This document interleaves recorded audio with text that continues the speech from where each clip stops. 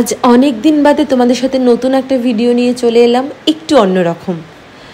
অনেক দিনের স্বপ্ন পূরণ, অনেক দিনের ইচ্ছে পূরণ। হ্যাঁ সত্যি, আজ আমার বাড়িতে ছিল আমাদের গুরুদেবের মাতৃসংঘ। আমাদের মাতৃসংঘ হয় আর মায়েদের সেখানে কোনো ছেলেদের অ্যালাউ থাকে না, আর ভাতৃসংঘ হয় ছেলেদের বা বাবাদের, যেদিনকে সেখানে কোনো মেয়েদের অ্যালাউ থাকে না। আমাদের এরমভাবেই সংঘটা হয়। আর এই ইচ্ছেটা আমার বহু দিনের ছিল, শ্রীমন্তরও ছিল।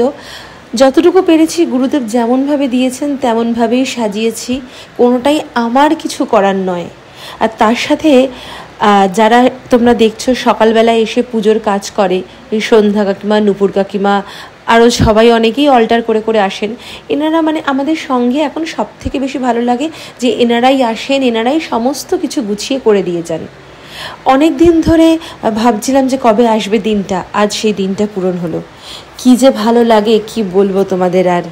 আর মনে হয় যে সত্যি গুরুদেব যখন এইভাবে যখন পুজো নেন তখন মনে হয় যেন একটা সেই একটা ফিলিংস যেটা কাউকে হয়তো বলে বোঝানোর নয়। নাম গান, হ্যাঁ হয়তো আজকালকার আমাদের এই ব্যস্ততার জীবনে এইগুলো হয়তো আমরা করে উঠতে পারি না, আবার হয়তো অনেকের পছন্দ নয়, অপছন্দ, বা আবার অনেকেরই খুব পছন্দ। সব মিলিয়েই তো আমাদের মানুষের জীবন। আমার তো ভীষণ ভালো লাগছিল আজকে এই এতদিন বাদে আমার এই স্বপ্নটাকে পূরণ করতে পেরেছি, আর শ্রীমন্তও তাই।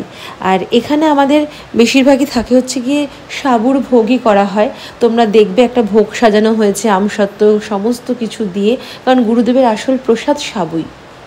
তার পাশাপাশি আমাদের গুরুদেবের পাশে তলায় আমাদের মাতৃসঙ্গে গুরুদেবের চরণ সাজানো হয়, পাদুকা। কারণ ভাতৃসঙ্গে গুরুদেবের পাদুকা নিয়ে আসা হয়, আর মাতৃসঙ্গে ওইটাকে সাজানো হয়।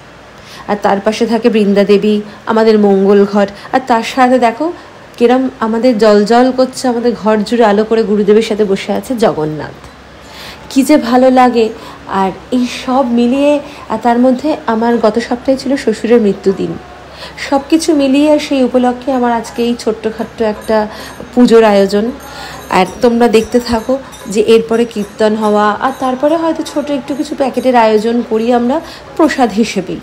আর সব শেষে তো আছেই মামনির একটু নাচানাচি, সবাই কিনে হই হুল্লোড়, ঢাক করতাল পিঠে সবাই যখন চলে যায় তখন মামনির এই মজাগুলো একটু থাকেই, যেটা আমাদের সবাইকে এন্টারটেন করে যায়, মানে আমাদের সবাইকে মজা দেয়। আর তার সাথে সাথে এই পুরো পুজোর আয়োজনটা আমি তো অবশ্যই করেছি, কিন্তু হয়তো মামনি না থাকলে আমি এতটা পারতাম না। আর আমার এই গুরুদেবকে যে সুন্দর করে ধুতি পরিয়ে দিয়েছে সেটা হচ্ছে কি, তোমরা হয়তো অনেকেই জানো, অয়নের নাম আমি সবসময় বলি, আমারই স্টুডেন্ট, ও পরিয়ে দিয়েছে। আর মনে হয় যে যখন ঠাকুর এরমভাবে থাকে না তখন মনে হয় যে উফ, মনটা যেন ছুঁয়ে গেল। যাই হোক, তোমরা দেখতে থাকো। খুবই ছোট্ট একটা ব্লগ, খুবই সামান্য। কেমন লাগলো তোমরা জানিও। শ্রী গুরুজয়, শ্রী গুরুজয়, শ্রী গুরুজয়।